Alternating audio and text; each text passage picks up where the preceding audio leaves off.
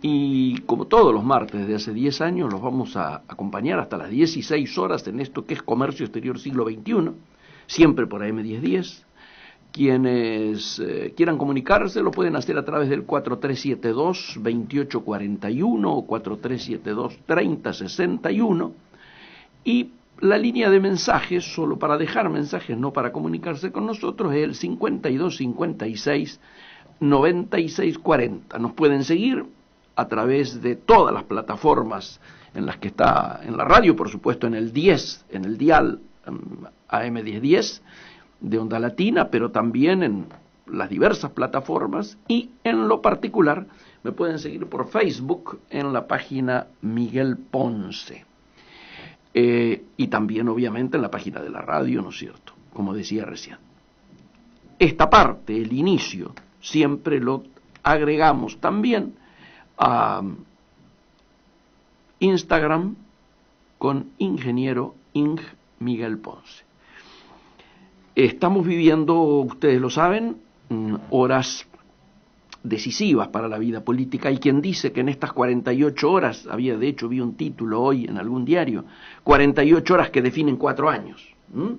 O sea, en función de cómo se cierre este proceso de inscripción de alianzas y de frentes, se va a ir, como yo vengo diciendo desde hace varias semanas, empezando a acomodar los melones en el carro. También digo, esperemos que el carro no vuelque, o que se abra el carro y se caigan los melones, ¿no es cierto? Son figuras que en el campo solemos utilizar cuando queremos graficar una situación. Y tenemos que decirlo con todas las letras, y por eso este programa también va a tener su capítulo vinculado a ello. Yo tengo, por supuesto, el deber, la obligación de transmitirle a ustedes un poco la génesis de muchas apariciones que estoy teniendo, que ustedes me hacen saber que las están viendo o escuchando, con un protagonismo diverso al habitual. Diverso, dirían los italianos, distinto al habitual, ¿no es cierto? Más poniendo el cuerpo, menos acompañando, pero más poniendo el cuerpo y logrando acompañamientos en todo caso. Y definiciones inevitables, yo diría. ¿De qué va a constar nuestro programa? Ustedes saben que en términos internacionales hemos tenido la última visita importante, la del presidente de Brasil, Bolsonaro, de donde surgieron algunas iniciativas interesantes, como fue la que planteó en su momento el presidente, anuncios que se hicieron, ya los tocamos en esta radio, en otros espacios, como el aceleramiento en la firma del Acuerdo Unión Europea-Mercosur, y como la posibilidad de una nueva moneda, el real peso o el peso real o como quieran llamarlo, que originó, inquietudes, adhesiones y rechazos, y que nosotros en su momento caracterizamos como, pirotecnia de campaña, porque dijimos que no iba a acelerarse ni se iba a concretar de la manera tan, diríamos, inminente como fue anunciado por ambas cancillerías, por ambos presidentes el acuerdo, como ocurrió, tal cual lo dijéramos, es con lo que ocurrió el fin de semana, donde Unión Europea aclaró de que falta mucho todavía para llegar a un acuerdo. No había aparecido en el medio ningún anuncio de que Francia hubiera cambiado su posición, de que hubiera habido así una adhesión masiva a lo que se estaba por firmar. De hecho, hoy los que reciben mis correos saben que hoy envié una definición de alguna cámara, ¿no es cierto?, de la Confederación General de la República Argentina, diciendo sobre el acuerdo Mercosur-Unión Europea, haría desaparecer muchos sectores productivos. Es decir, todavía falta saldar la discusión interna al respecto, y ya se había anunciado. De la misma manera lo de la nueva moneda, el Banco Central de Brasil salió a desmentir a su presidente y a Duhovne, que en el momento en que se conoce la desmentida del Banco Central de Brasil, él estaba ratificando, ¿no es cierto?, que se iba avanzando en los estudios, etcétera y demás. Después un amigo nuestro se puso a analizar este tema y habló de la importancia que tendría para el comercio, ¿no es cierto?, una moneda común, en particular para nosotros, porque nuestro principal socio comercial es Brasil, así que de lo que se habla no es de un tema menor, tengamos claro. La inversa, como ya lo hemos dicho más de una vez, no es así. Nosotros no somos el principal socio comercial de Brasil, sino que el principal socio comercial de Brasil hace ya algunos años es China. Dijimos que no iba a haber moneda, no hay moneda, se ve con mucha dificultad esa posibilidad, y por lo tanto, para esta primera hora, pasada las y media, a las y 40, nos vamos a estar comunicando con un especialista en este tema, que por supuesto fue con quien estuvimos conversando e intercambiando opiniones al respecto, Raúl Ochoa. Ustedes lo conocen mucho, es un hombre especializado en negociaciones económicas internacionales, nos va a recordar qué es lo que está vigente, qué es lo que ya se puede utilizar. Ustedes recordarán en este mismo programa, nosotros allá en tiempos de Guillermo Moreno hablábamos de la utilización de ambas monedas para el intercambio con Brasil, cómo se podía hacer, bueno, de la manera en que me tocó ser personalmente el que propusiera, junto con, en aquel momento, con el presidente de la Cámara de Importadores, la utilización, ¿no es cierto?, de este mecanismo que ya está establecido entre ambos bancos centrales. Lo que no implica una moneda única, está claro.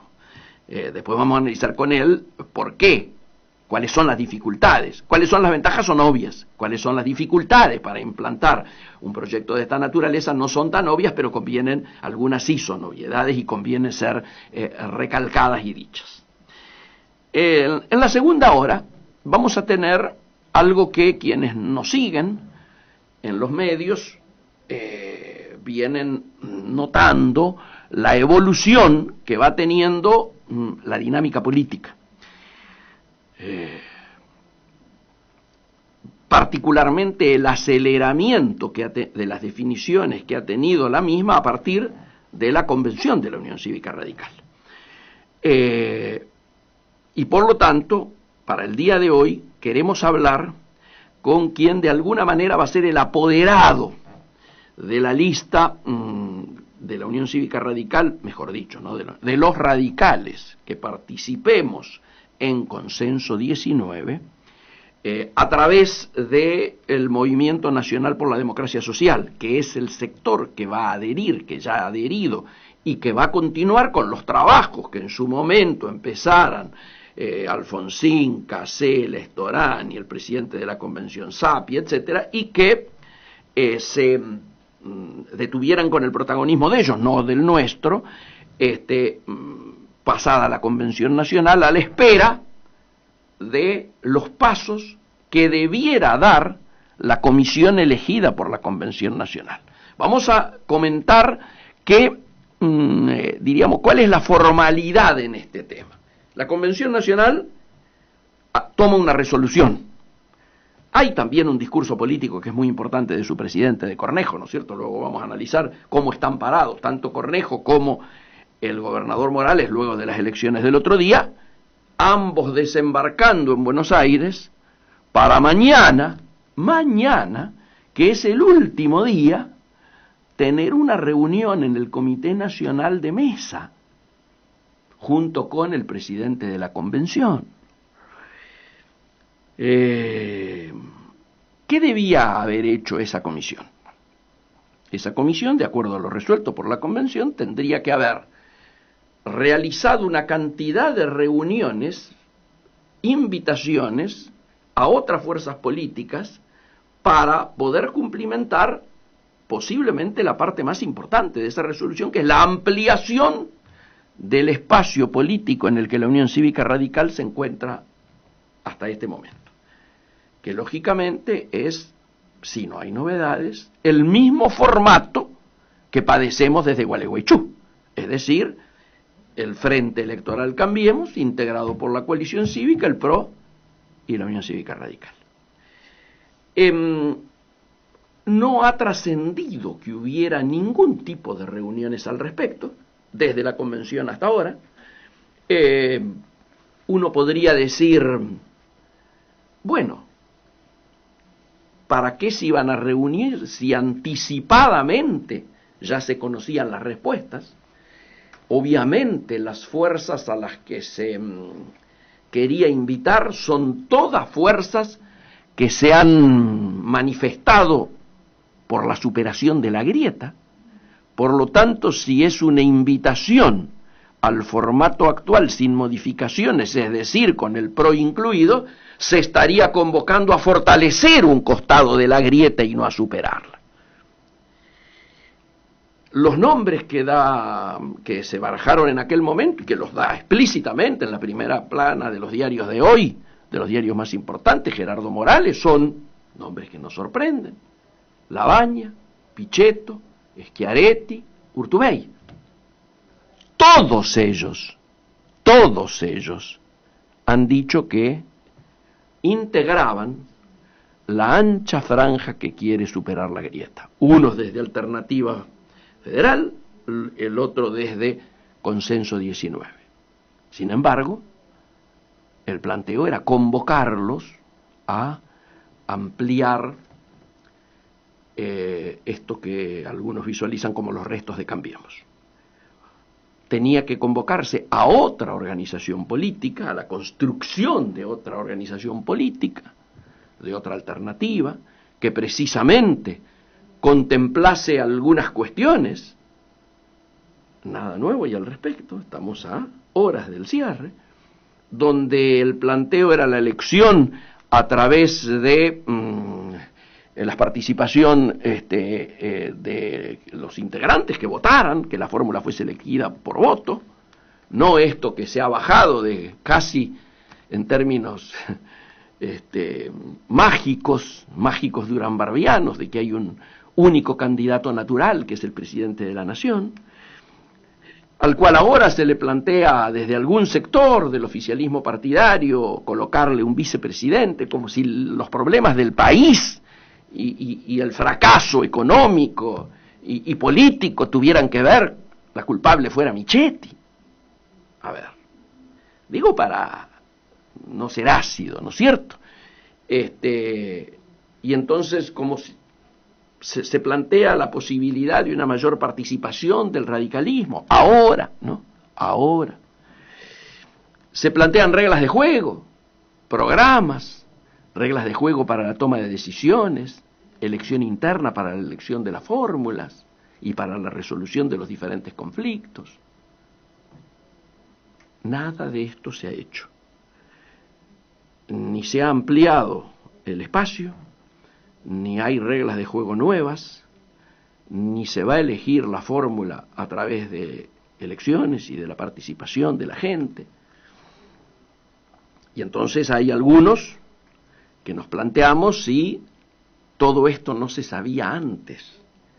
Hoy Morales lo dice con mucha inteligencia, luego de reconocer que ha perdido densidad política su propuesta en Jujuy, y votos y adhesión de la gente, por culpa de la política económica, se encarga en marcarlo directamente, dice que por lo tanto, si no hay un cambio de estrategia, si se sigue con el planteamiento duranbarbiano de apostar a la segunda vuelta, es decir, apostar nuevamente a la profundización de la grieta, existe el peligro y la probabilidad de perder en primera vuelta, de que no haya segunda. Se los dice hoy Morales. Y que tal vez, reconoce Morales, sea un poco tarde para efectuar las gestiones que la Convención Nacional resolvió 2 semanas atrás. ¿No es cierto? Sin palabras. Desde el 27 de mayo que estamos viendo, esperando que lo resuelto por la Convención por lo menos se inicie, por lo menos se diga se hizo el intento, tal gestión fue intentada cumplir, hemos elaborado esta propuesta de trabajo para ampliar. Nada.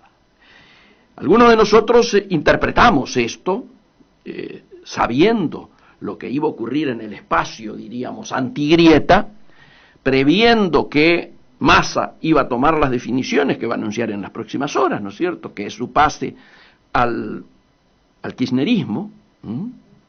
Hay quien denomina que el Frente Renovador es el largo camino que se utilizó para salir del kirchnerismo y volver al kirchnerismo. Queremos ser respetuosos. Sabíamos también que Pichetto, como ha quedado claro en todas sus últimas declaraciones, y Urtubey no iban a construir una alternativa realmente competitiva en la lucha contra la grieta, y que entonces iba a ir quedando como única alternativa, ¿no es cierto?, el candidato Labaña en lo que es el consenso 19. Voy a hacer una interrupción obligada por la alegría que me causa el retorno de los viajeros que se suman nuevamente al programa, Claudia y Héctor. Concluyo con el panorama y retomamos.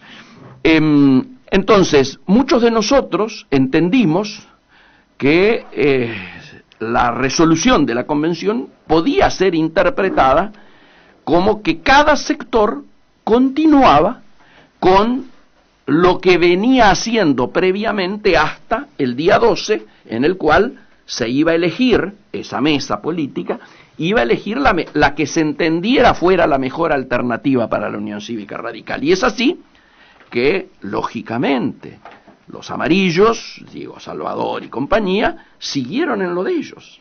¿Qué es lo de ellos? No hacer nada, es decir, ratifican a Macri, ya lo tienen, no hay internas, ya lo tienen, y no hay ampliación de espacio, Cambiemos no se toca. O sea, un sector sigue haciendo lo mismo que estaba haciendo. El otro sector, el de Cornejo, obviamente siguió también en lo suyo, que es declarativamente seguir trabajando en que vamos a intentar abrir el espacio, vamos a marcar las diferencias que visualizamos en el manejo de la estrategia electoral, particularmente lo que lleva adelante Durán Barba. Vamos a dedicarnos a consolidar nuestras provincias. De hecho, Cornejo recién, entre comillas, habría quedado libre para dedicarse a lo nacional el domingo pasado, igual que Gerardo Morales. Este sector, entonces, tampoco hizo algo diferente a lo que venía haciendo. Y por lo tanto nosotros, desde lo que es el Movimiento Nacional por la Democracia Social, seguimos haciendo lo mismo que veníamos haciendo antes, es decir, aportando para la construcción de una herramienta que nos permitiera intentar superar la grieta. Y esto tiene nombre y apellido, esto es Consenso 19. De hecho, se han efectuado los trabajos más difíciles, que son los de la conformación a partir de los apoderados de los diferentes frentes provinciales, y la articulación de las adhesiones de diversos partidos que quieren sumarse a esto. Se confirmó lo que veníamos diciendo de la definición de Massa, por lo tanto se avanzó en la estructuración del discurso que nos habrán escuchado en todo este tiempo seguir repitiendo con la misma direccionalidad con que veníamos en relación a la importancia de la superación de la grieta, y que entendíamos que una jugada audaz como la que había efectuado Cristina Fernández al poner a Alberto Fernández como candidato a presidente, más otra jugada audaz que es la sumar a Sergio Massa a ese frente, está indicando la necesidad de que las fuerzas que no coinciden con estas propuestas también tengan respuestas audaces a esto. Hasta el momento no se han visto respuestas audaces, más bien, no digo todo lo contrario, pero hay una sensación de parálisis que algunos atribuyen a una sobrevaloración que la jugada de Cristina Fernández ha tenido, y se sobrevalora, a mi juicio, la importancia decisiva que esto ha tenido. Y entonces está esta parálisis. La Comisión de Acción Política de la Unión Cívica Radical, desde el 27 hasta hoy, no ha aportado ninguna novedad. Ustedes habrán visto en el espacio del Movimiento Nacional por la Democracia Social, este fin de semana se ha filtrado algunas definiciones que están vinculadas precisamente al trabajo que yo les comentaba a ustedes. Mientras nosotros estamos atendiendo a todos y cada uno de nuestros candidatos en el interior, estamos atendiendo a todos y cada uno de los reclamos de aquellos que nos impulsan desde Jujuy a Tierra del Fuego, desde Mendoza hasta Tucumán, desde los amigos que van a elección este fin de semana en Santa Fe hasta la gente de Chubut. Venimos hablando con todos ellos que nos impulsan porque ninguno de ellos quiere ir en sus provincias con una boleta corta y necesita ir con la boleta larga de, en este caso, Consenso 19. Por lo tanto, estamos en un proceso de preservación de lo que es hoy la única organización interna, el único movimiento interno nacional de la Unión Cívica Radical y el primero en crearse desde Renovación y Cambio ya en el 72, como lo decíamos al comienzo. ¿Qué hemos tenido que hacer? Hemos tenido que salir a ratificar que continuábamos con esto. Hemos salido a decir que estamos esperando que la Convención Nacional elija la nuestra como la mejor alternativa, o nos diga cuál es la alternativa que se va a elegir para cumplimentar lo resuelto allí. Repito, allí se resolvió ampliar el espacio con el agregado de nuevas fuerzas políticas. Si no, todo el mundo tiene el derecho, si este tiempo transcurre y no hay novedades, como a mi juicio no las va a haber, porque si se convoca a la Mesa Nacional del Partido y al presidente de la convención para el día de mañana a las 16 horas, cuando estén faltando menos de 10 horas para el cierre, es porque no hay nada nuevo. Se va a querer allí ratificar el formato que venimos padeciendo, repito, desde Gualeguaychú a la fecha. Allí habrá que tomar decisiones, sin duda.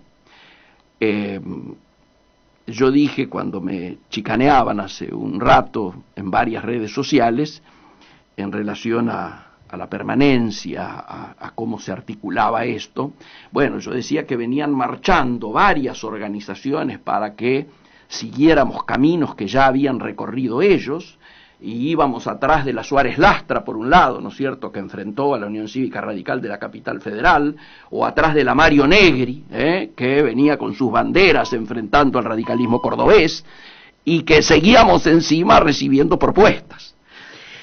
Esto obviamente es un chascarrillo, ¿no es cierto?, es una ironía, porque claramente estamos en una situación muy delicada, donde las exigencias que estamos teniendo hacen que los referentes que más de una vez nombramos y más de una vez entrevistamos aquí, están de acuerdo con lo que vamos a hacer, con lo que estamos haciendo, pero se han llamado a silencio hasta precisamente el día de mañana, cuando se realice esta reunión y sepamos cuál es la resolución orgánica de la Unión Cívica Radical.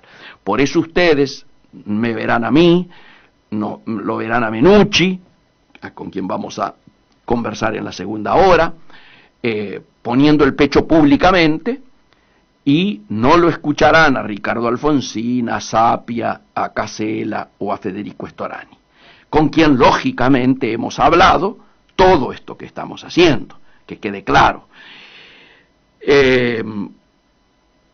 Igualmente, pasada este miércoles, habrá que tomar decisiones, habrá que definir actitudes, y habrá que encontrar caminos, y habrá que hacerse cargo de lo que se elija, habrá que hacerse cargo de las responsabilidades que se adopten. Obviamente que son distintas las responsabilidades de un convencional nacional que ha participado en la convención donde se resolvieron las cosas que hemos contado, que las de alguien que no tenga cargos partidarios y de pronto resuelva ocupar posiciones en otros espacios. Yo diría que en los marcos de esta volatilidad política a la que hacíamos referencia, en los marcos de este terreno pantanoso y patinoso en el que está transcurriendo estas últimas horas antes del cierre, lo más prudente es hacer un paréntesis aquí. Lo vamos a charlar obviamente con Menucci, vamos a ver cómo lo está mirando la gente de la provincia de Buenos Aires y la gente de todo el país a las distintas alternativas que se abren a partir de conocer cuál va a ser la posición del radicalismo oficial. Y estoy diciendo la posición del radicalismo oficial y no la posición oficial del radicalismo, para que ustedes tengan en claro la sutileza de lo que estamos hablando. Por lo tanto, para el martes que viene seguramente vamos a tener todo muy claro. Los melones se van a ver acomodados, de la manera que sea, pero se van a ver acomodados. Y entonces ya, no solo vamos a poder hacer el balance que nos debemos de todo lo que ha sido el proceso electoral, fíjense que hoy no hemos tocado los resultados y ni analizado los resultados de la semana pasada, del fin de semana pasado, o a lo mejor lo hacemos con Menucci de costado por lo que implica en la toma de resolución de lo que se está haciendo, ¿no es cierto?, y cómo influyen estos resultados en la propia decisión que adopte la Unión Cívica Radical y el resto de los partidos desde ya que participaron de la contienda, sino que vamos a tener completado el fin de semana que viene y finalizado el proceso a nivel nacional de todas las provincias. Digo, nos hemos pasado de tiempo. El martes que viene analizamos, además de informar, cuáles son los pasos que seguiremos a partir de ese momento, de qué manera se va a protagonizar el tiempo electoral, cuáles son las alternativas, las chances que hay para el desarrollo de las distintas propuestas, y seguramente, insisto, también haremos un balance de cómo ha resultado, ganadores y perdedores, e impacto de los resultados de todas estas elecciones que se completan precisamente el domingo próximo. Nos vamos ya al intervalo comercial y en minutitos hacemos el llamado a las 14:40 como nos hemos comprometido. Amigos, y tal como lo teníamos anunciado y unos segundos antes de lo previsto, contamos con la presencia a través de el teléfono del amigo Raúl Ochoa. Raúl, ¿nos escuchás? Perfecto, ¿cómo estás, Miguel? Pero qué alegría poder salir inclusive con unos minutos más. Raúl, obviamente, la temática es la visita de Bolsonaro, y dentro de la visita de los Bolsonaro, los anuncios que en su momento ocuparon tanta expectativa, ¿no es cierto?, en el momento de esa visita, que estaban vinculados a, bueno, ya firmamos el acuerdo de Unión Europea-Mercosur, hay voluntad de los dos presidentes de hacerlo, etcétera, etcétera, y bueno, y dale que va, y por otro lado, qué lindo, vamos a hacer una nueva moneda. me interesa mucho tus reflexiones. Comenzá vos, después yo te hago preguntas. Adelante. Bueno, mira, por el tema de Unión Europea-Mercosur, claramente no de ahora, pero ya desde el año pasado tuvimos distintas oportunidades en las cuales anunció lo mismo, que ya estaba. En realidad no está, porque sigue existiendo dificultades técnicas y políticas para el acuerdo, tanto de allá como de acá, no es que solamente es de Francia, Irlanda, Polonia, hacia los países agrícolas. O sea, hay que tener en cuenta primero que hubo una cosa que pasó muy desapercibida acá, pero en el caso francés concretamente hubo una manifestación pública, tanto por medios como por en la calle, de científicos contra la posición del gobierno brasileño en materia de cambio climático. Claro. No nos olvidemos que Brasil anuló su sede para el tema del acuerdo en noviembre, lo cual cayó muy mal en todo el mundo, no solamente en Francia. Y una de las reivindicaciones que hicieron estos científicos es que no se podía firmar un acuerdo con un país que desconociera la importancia del medio ambiente y sobre todo teniendo en cuenta, y ahí sí lo ataban, al tema agrícola. Pero la realidad es que claramente es todo un tema, no es un tema pequeño, es una clara demostración que con ciertas cosas no se juega. Correcto. Más allá de que, qué sé yo, que Trump lo haga, una es una cosa y otra cosa que lo haga Brasil. Brasil aparte tiene la más importante cobertura desde el punto de vista de la Amazonia, sí, ¿no? Claro, entonces, claro. O sea, esto digo para tener en claro que el tema tiene distintas aristas.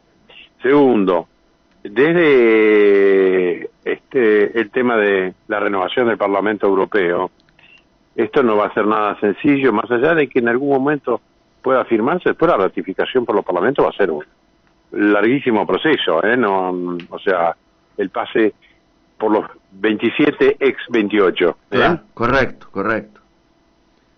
Este es el otro tema, pero además de eso, por acá, yo quiero ver esto cómo se firma en las circunstancias que estamos, ponerle en el año, yo doy por finiquitado 2019 en este aspecto, 2020. Sí, claro. Cuando aquí hay que rearmar mejor dicho, hay que armar un plan de gobierno, ¿no? Absolutamente. Absolutamente. Entonces me parece que este tema del acuerdo también se inscribe dentro de un plan de gobierno de las relaciones internacionales, del grado de apertura, etcétera, etcétera. Me parece que ambos se apresuraron mucho para dar una visión, digamos, que juega desde el punto de vista un poco con esto que es tan común hoy de fake news, ¿no? O sea, tiramos total, después pasa, ¿viste? Sí. Eso desde el punto de vista, me parece, de la Unión Europea-Mercosur. Sí. Porque aparte hay otra cosa, convengamos, Miguel, hay que reanalizar el Mercosur. Esto también está, y un tema es las relaciones internacionales, pero después está todo lo que es intrazona, arancel externo. Quiero decir, me parece que vale la pena reflexionar y no tirar títulos por títulos. Y hablando de títulos por títulos, voy a tu segunda pregunta sobre el tema moneda común. Sí. Yo cuando salió eso recordé los tiempos de Menem, Fernando Enrique, claro. Cavallo y otros, claro. Y la famosa, ¿te acordás? Idea de la moneda común. Sí. Y que convertibilidad sí, que convertibilidad no, y que patatín y patatán. Bueno, eso llegó en algún momento a estudiarse a nivel de los bancos centrales. Y por supuesto fue descartado porque la primera cuestión es que tiene que haber cuestiones macro resueltas para poder llegar a una moneda común. Si no, ver todo el proceso que ha tenido la Comunidad Europea para llegar al euro, y aún así los problemas que eso implican, y que es una buena experiencia antes de meterse a hablar de lo que no se sabe. Sin duda. Y la otra cuestión es que para el comercio, y yo te mandé ayer un WhatsApp sobre un artículo de un amigo, colega y amigo, ajá, sí, donde si hablaba, no, la moneda común va a ser para el comercio exterior. Sí. Eso ya está implantado y no ha tenido éxito, que es el famoso tema de usar las monedas locales y no pasar por el dólar. Absolutamente. Esto está... Te cuento, si yo no me equivoco, en el momento más... No me equivoco, más de 20 años, Claro, por supuesto que sí, en el momento más caliente del vínculo con Brasil, allá en épocas de Guillermo Moreno, cuando los camiones estaban parados en frontera, etcétera y demás, a mí me tocó charlar con Moreno este tema, y él se sorprendía de que ya estuviese vigente un acuerdo entre los bancos centrales al respecto, y porque se habló inclusive en aquel momento hasta con Néstor Kirchner, que no podía creer que esto estuviera vigente y no se estuviera aplicando. Estaba el tiempo de la Rúa, eso. Desde la Rúa en adelante, sí, señor. Eso, y se puso el tema justamente para aliviar costos de transacción, porque en realidad lo que estamos hablando son costos de transacción. Absolutamente. De que, claro, que vos pasás tu moneda local a dólar y el otro país pasa su moneda local a dólar y de dólar a la otra moneda, ¿correcto? Porque en definitiva el exportador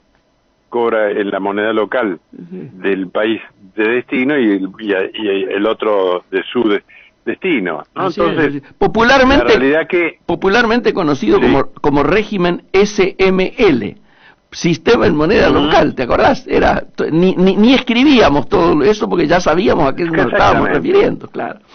Lo que pasa es que nunca anduvo demasiado, no, es pero verdad. muy poca. Yo creo que no llegó ni al 10%. Absolutamente. Ni en los momentos más calientes, de tipos de cambio, ni de intercambio, nada. Digamos, de mayor estabilidad de las dos monedas.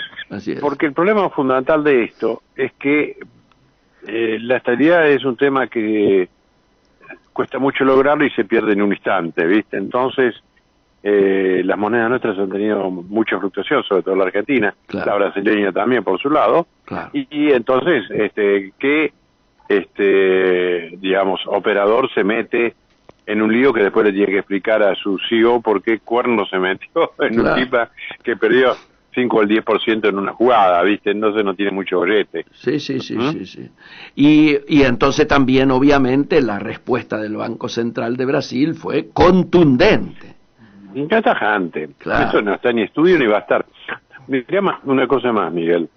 Todavía hoy, pasada la cantidad de años que hemos pasado, sí, desde que estamos haciendo estadísticas comunes, y mirá que se ha gastado plata porque hemos pedido préstamos internacionales para el tema. Así es. Todavía hoy no tenemos claramente resuelto la uniformidad de cómo contabilizar las operaciones de comercio exterior. Tanto así que cuando mirás las estadísticas argentinas-brasileñas, que son las más importantes desde el punto de vista numérico, no coincide. Siempre hay diferencia. Siempre hay diferencia. Nunca no coincide. Es verdad. No coincide. No hablemos con la China, que tenemos diferencias astronómicas que la tiene todo el mundo, pero hablemos de las cosas concretas que sabemos de acá y allá. Sí. Y no porque los sistemas sean malos, porque el INDEC trabaja bien y me consta que Brasil... Ellos también tienen buenas estadísticas, claro. Sí, con Receita Federal trabaja bien, pero las cifras no coinciden, con lo cual... digo, hay tanto camino para transitar antes de llegar a la moneda común. Total acuerdo. Entonces, si estos dos que fueron posiblemente los principales anuncios no tenían nada que ver con lo que después ocurrió y con lo que ocurre, uno vuelve a que el motivo central de la visita fue intervenir hasta yo diría poco diplomáticamente en la campaña electoral argentina. Y acá... Bueno, eso está clarísimo, ¿no? Eso fue tan claro como el agua, porque... Y yo te diría... Lo había dicho previamente... Claro, hasta grosero fue. Porque vos fíjate, se inaugura con declaraciones en Brasil. El mismo día que llegan acá, aparece publicado en los diarios un reportaje al canciller brasilero que, acordémonos, había tenido palabras no muy halagüeñas hacia Argentina y a la importancia que Brasil le daba a Argentina la misma noche del triunfo, ¿te acuerdas? Sino que además sí, cómo no. el tipo además aparecía jugándose a que tanto Bolsonaro como Macri tienen exactamente la misma visión del mundo, en una coincidencia que parecía, bueno, casi somos lo mismo, ¿no?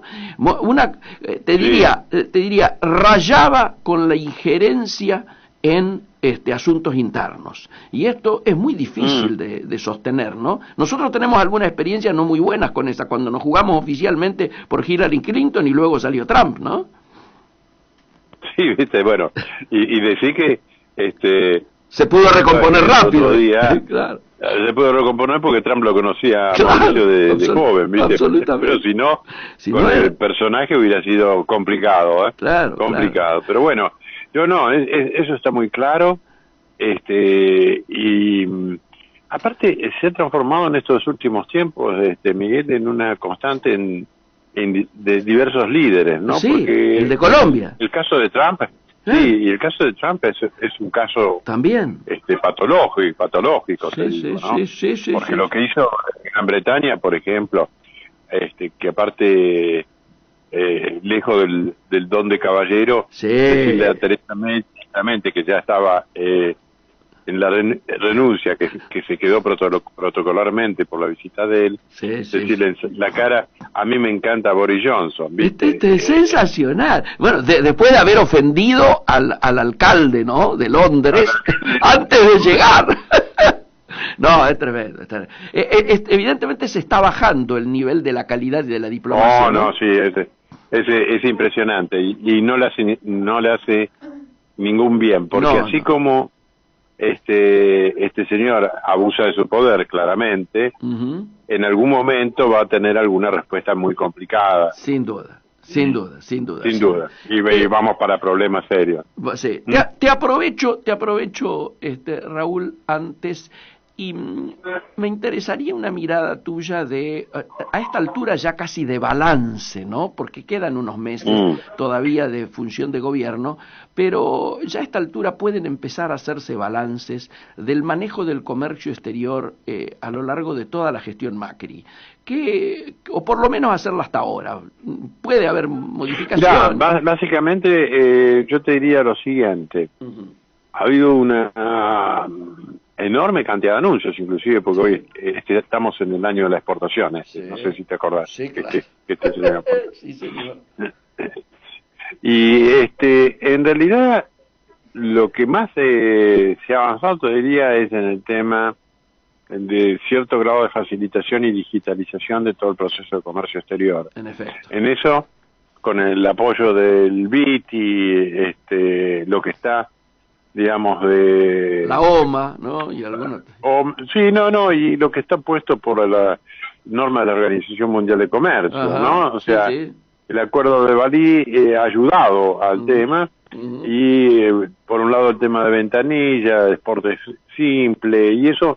Hay avances. Sí. Pero yo diría que en realidad todavía falta un montón, porque recién ahora se empieza a atacar para mí el tema más serio, que son los procedimientos desde el punto de vista de todo lo que está ligado a la aduana y de organismos que trabajan con la aduana, ¿no? Así es. Que es, digamos, todo lo que uno observa tanto en el tráfico transfronterizo como en el tema de puertos, aeropuertos, donde hay que trabajar muy serio porque es la parte que a todo el mundo le cuesta.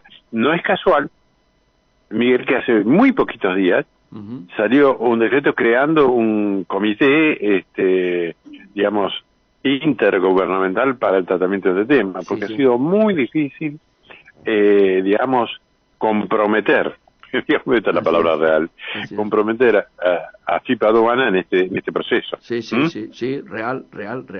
No, y el otro tema es los porque números. Esto claramente para mí siempre debió depender de la jefatura de gabinete, por un tema, viste, de competencia. Sí, señor, total acuerdo. No, y el otro tema está el de las efectividades conducentes, ¿no es cierto? Los números. Y los números tienen que ver, obviamente, con esto que vos bien decías, la ausencia de un programa económico nacional y, por lo tanto el impacto que hay vinculado al tema recesivo, particularmente en el tema de las importaciones, también ha terminado repercutiendo en todo el comercio exterior, ¿no es cierto? Hoy tenemos... hay cosas que son muy claras porque refieren a esto.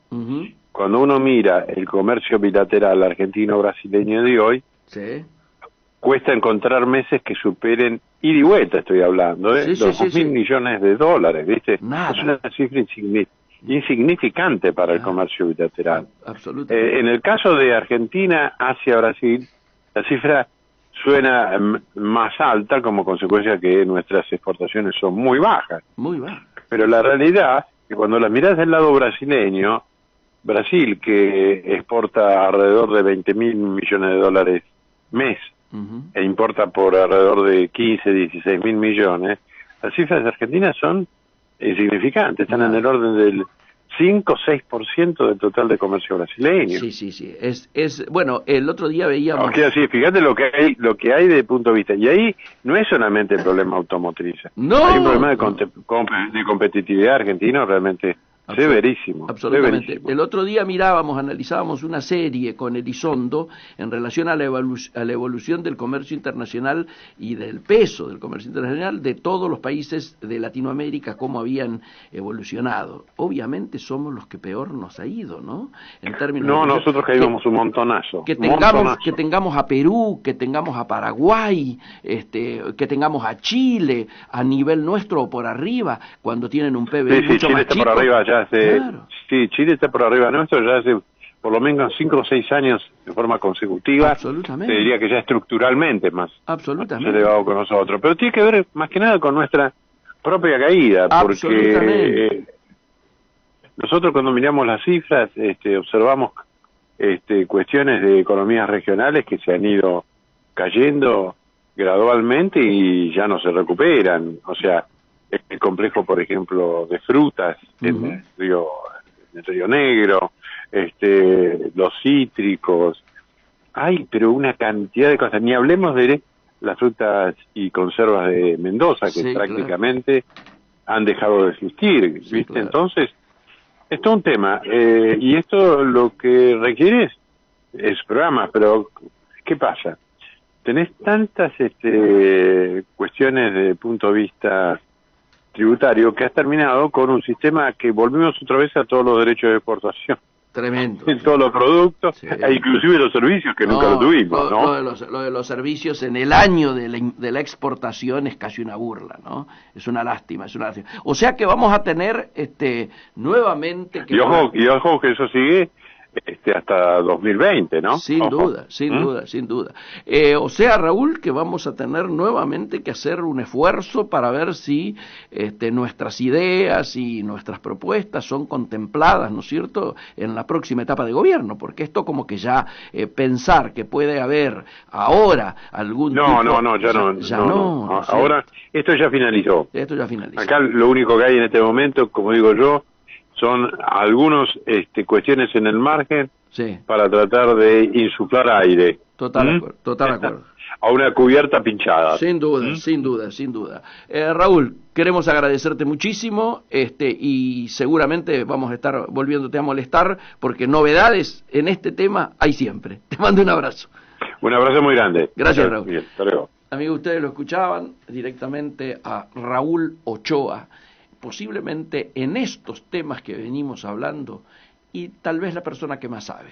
Es obvio de que su tarea docente, ¿no es cierto?, pero además su tarea de protagonista de estos temas durante décadas, hacen que nosotros lo tengamos siempre muy presente. Y, por ejemplo, para no jugarnos mucho, en caso de que hubiese, a la brevedad, ¿no es cierto?, que el próximo turno fuera de un gobierno que se planteara superar la grieta, seguramente Raúl tendría un lugar destacado en él. Me parece importante, por eso nos parecía importante tenerlo en la tarde de hoy, porque justamente de lo que se trata es que en este programa de comercio exterior ustedes tengan esta mirada, no solo de la que efectuamos nosotros, sino la de los protagonistas y los tipos con más autoridad en cada uno de los temas. Ustedes recuerden que si hablamos del tema Brasil, Raúl viene trabajando en estos temas desde la época de Aladi, de Alal-Aladi, y luego de la integración con el Brasil mismo, siempre muy cercano a la toma, al lugar donde se toman decisiones de integración al respecto. Entre otras cosas, yo tengo que recordar que él ha sido y es uno de los principales asesores del bloque del Partido Justicialista en estos temas. Al margen de los avatares que el justicialismo ha tenido y de las distintas hegemonías que se han dado dentro de él, el nivel de respeto de Raúl está por sobre toda línea interna. Yo diría que es uno de los referentes así más importantes. Obviamente, en ese carácter es que lo convocamos en su momento y fue decisivo en la elaboración del programa del Centro de Estudios para el Comercio Exterior del siglo XXI y un gran aporte para que pudiéramos en aquel tiempo que nos planteábamos llegar al gobierno con propuestas que todo el mundo recuerda. Hacemos un intervalo y retornamos con nuestra segunda hora un poco más política que esta de recién. Hasta luego. Iniciamos nuestra segunda hora, Comercio Exterior siglo XXI, hoy martes 11 de junio del 2019. Obviamente habíamos prometido que esta segunda hora iba a ser más política. La anterior era vinculada al comercio exterior con el amigo Raúl Ochoa, y para hoy ya teníamos anunciado a través de las redes sociales, lo hicimos a través del editorial, con el amigo Luis Menucci, que debiera estarnos escuchando en línea. ¿Estás ahí, Luis? Sí, Miguel, ¿cómo estás? Pero qué alegría.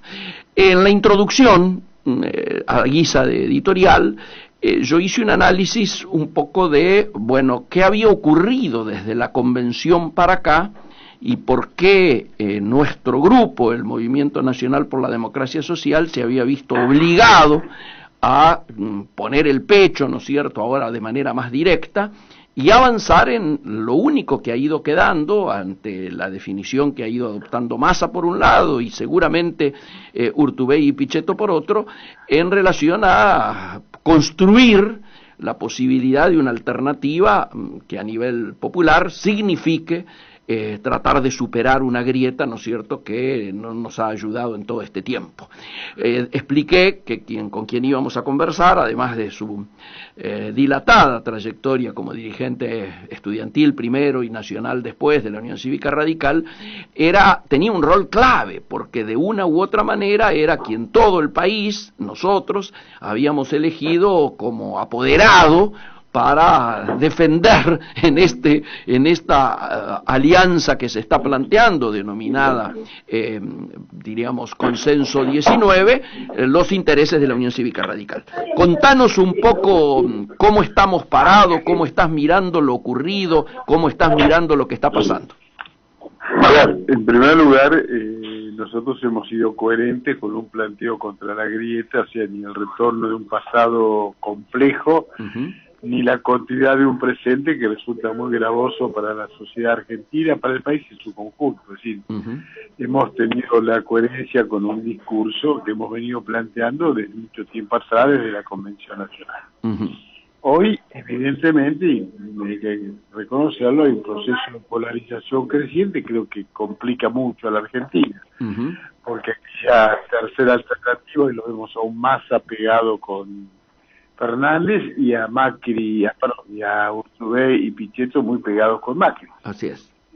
Esta versión que recogen los periódicos de que quizás Pichetto sea el vice de Macri.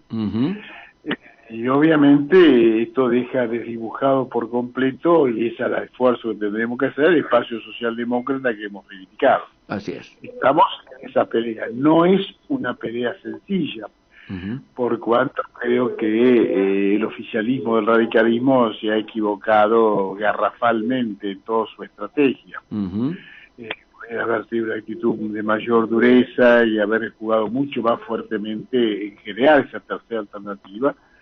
Sin embargo, privilegiar una alianza que hoy es realmente quedarse con el último orejón del tarro dentro de Cambiemos. Maltratados. Pues muy violento decirlo, ¿no? Pero ese refrán popular, cornudos y apaleados, les cae perfectamente. Sí, claro, sí, claro. Suena muy curioso, Luis, suena muy curioso que habiendo una resolución de la Convención Nacional planteando la ampliación de la base de representación, el cambio de nombre, la construcción de una herramienta, ¿no es cierto?, nueva para encarar esta etapa, no estemos al tanto de ningún avance al respecto, y que se haya convocado para el día de mañana a las 16 horas a la mesa del Comité Nacional y al presidente de la Convención, que va a participar allí también, cuando vamos a estar a horas del cierre. ¿Qué reflexión? Eso es el efecto de notificarle lo que ha decidido el PRO, está claro. Claro. Nunca nos tomaron en serio. Pero yo creo que al día siguiente, cuando salieron rápidamente después del discurso de Cornejo, que muchos pudimos compartir, porque era, bueno, sí, claro, quizás un punto intermedio entre quienes teníamos un clima crítico y los más seguidores del gobierno, desde la propia oficina de Marcos Peña se salió a desmentir la idea de una fórmula compartida, de una ampliación o de incluso de un gobierno de coalición. Sí. O sea, el PRO insiste con la misma temática o la misma propuesta de abril del 2015, más allá de 4 años de fracaso, de deterioro de la situación electoral muy compleja. Pero bueno, el partido termina aceptando en silencio, y yo creo que desesperado por llevarse un par de concejalías en algún lugar, esta alianza con el PRO. Ahora, resulta... llama la atención que gentes que además sufren en carne propia las consecuencias. Vos fíjate lo de Morales en Jujuy. Ahí estaba por decir. Que todos los oficialismos provinciales ganan con comodidad. El que peor ganó por diferencia fue Morales Es más, se ha quedado en minoría en la Cámara de Diputados. Sí, señor, sí, señor. Pero además, vos fíjate lo interesante. En el día de hoy, los dos reportajes a Morales en los diarios importantes hablan, por un lado, claramente de que él dice que ha pagado un precio político por las políticas económicas del gobierno. Por otro lado dice, hay que ampliar e invitar a sectores del peronismo republicano, como le llaman algunos, o el sector no calla, llamémosle, y da nombres, ¿no es cierto?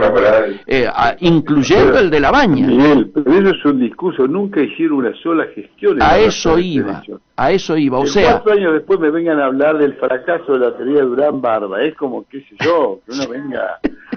Voy a decir, che, perdimos el Mundial de Brasil, es lo mismo, claro. Una cosa...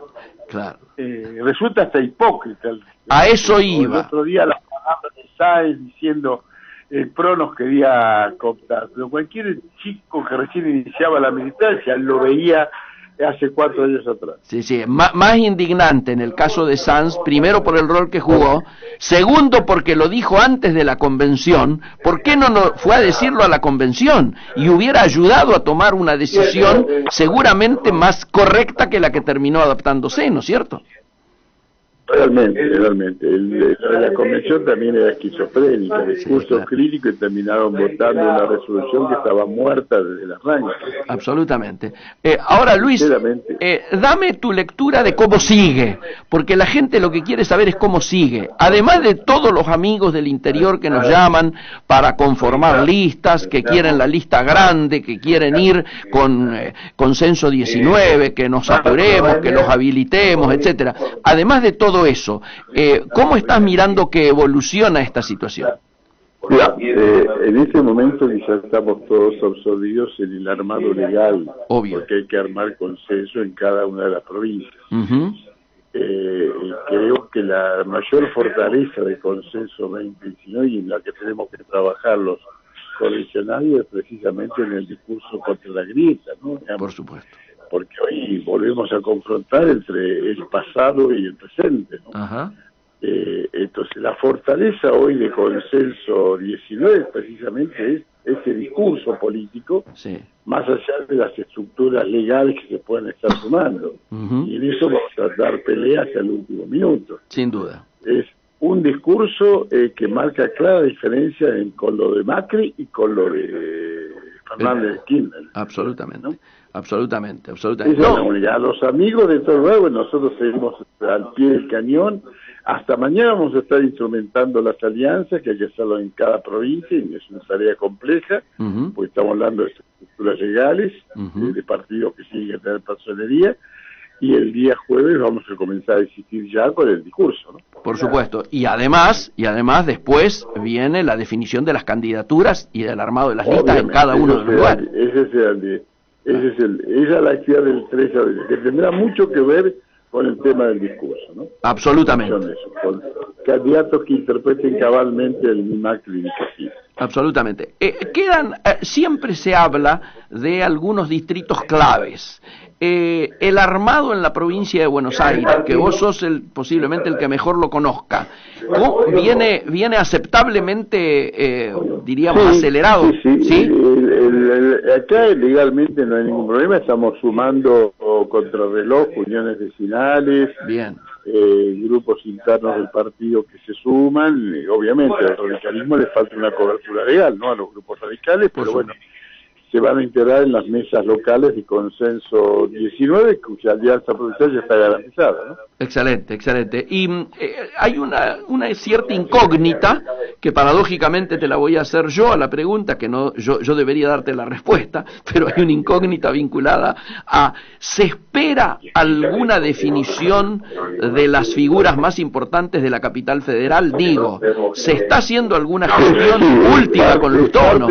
Vengo, estaba repasándose la provincia, faltaban 4 distritos cuando vos me llamaste hasta llegar a la capital, para ver finalmente cómo estaba el escenario de la capital. Por supuesto, no solamente el cierre legal, sino también el cierre político, en cuanto a estos distritos, los nombres más importantes que nos acompañan. Claro. Diría que en una hora espero tener respuesta. Magnífico, magnífico, magnífico.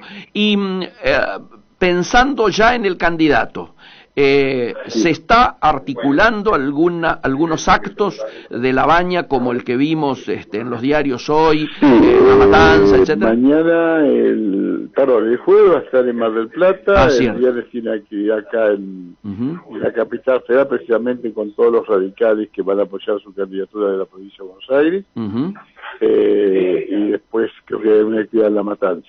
Bien, esta mañana hablé con gente importante de Rosario y el planteo aparentemente es que aunque no ganara Bonfatti, el triunfo de Lifschitz en lo que es y en lo que es el tema de la lista que va a encabezar Lifschitz parece que no peligra de ninguna manera. Se habla de 15 puntos de diferencia a favor de Lifschitz en relación a la boleta de Bonfatti, ¿no? Correcto. Bueno, obviamente eso mantendría las acciones de Lifschitz como un posible vice de La Baña. Pero eso se va, si no hay novedades antes, se va a terminar resolviendo después del 12. Después del 12, sí, sin duda. Perfecto, Luis. ¿Qué mensaje te gustaría mandarle a los radicales del interior que están mirando con tanta ansiedad? En primer lugar, que es necesario trabajar en fortalecer esta tercera alternativa y que lógicamente vamos a dar una batalla de aquí en adelante. Hay que recuperar el radicalismo para los tiempos futuros. Y eso necesitamos tener un radicalismo con una conducción, con un comportamiento distinto. Correcto. Más dispuesto a hablar de radicalismo que a ocultarlo. Buenísimo. Luis, te dejamos seguir trabajando. Hoy es día clave y te agradecemos. Después que quede todo cerrado, volvemos a charlar. Chao. Muy bien, un abrazo. Chao. Amigos, ustedes lo escuchaban directamente desde el búnker de La Baña, donde están reunidos, sabemos, hoy todo el día y mañana hasta la hora de cierre, quien está oficiando de una u otra manera de apoderado del Movimiento Nacional por la Democracia Social y del conjunto de amigos del interior del país que aún no perteneciendo a este movimiento, sin embargo, han resuelto sumarse a Consenso 19, el doctor Luis Menucci. Hacemos una muy breve paréntesis musical y retornamos ya para nuestros espacios habituales. Amigos a Comercio Exterior Siglo XXI con una satisfacción, ¿no es cierto?, que es bueno ver que pese a las dificultades, pese a las contrariedades que tenemos, pese a, yo diría, todo este trabajo a pulmón que se está haciendo en términos políticos, bueno, se sigue avanzando, ¿no? Está claro que, como yo lo decía al comienzo del programa, se están viviendo horas adrenalínicas hasta el momento de cierre. Y esto no es homogéneo en las distintas fuerzas políticas. Hay algunas fuerzas políticas que ya tienen armado su frente, su estructura para participar, sus pasos definidas, sus candidaturas, etcétera, y hay otras que están mucho más en pañales, como diríamos, y que por supuesto tienen que hacer toda esta tarea contrarreloj. Y se hace contrarreloj porque inclusive se están tomando decisiones a partir de supuestos. Es muy distinta la situación de el frente, diríamos Consenso 19, con La Baña a la cabeza, si se gana la provincia de Santa Fe, si el actual gobierno repite, ¿no es cierto?, sus triunfos, que si en cambio gana el senador Perotti. Las últimas encuestas que nosotros manejamos lo dan a Perotti arriba. ¿Por qué lo dan a Perotti arriba? Porque había habido, y lo comentamos acá, en su momento Héctor y Claudia, lo comentamos que en Santa Fe estaba la esperanza desde lo que es el oficialismo, ¿no es cierto?, provincial, de que no todo el voto de la chica Bielsa iba a ir a Perotti, sino que se pensaba que muchísima de esa gente iba a terminar, desde una mirada más progresista, votando al gobierno provincial.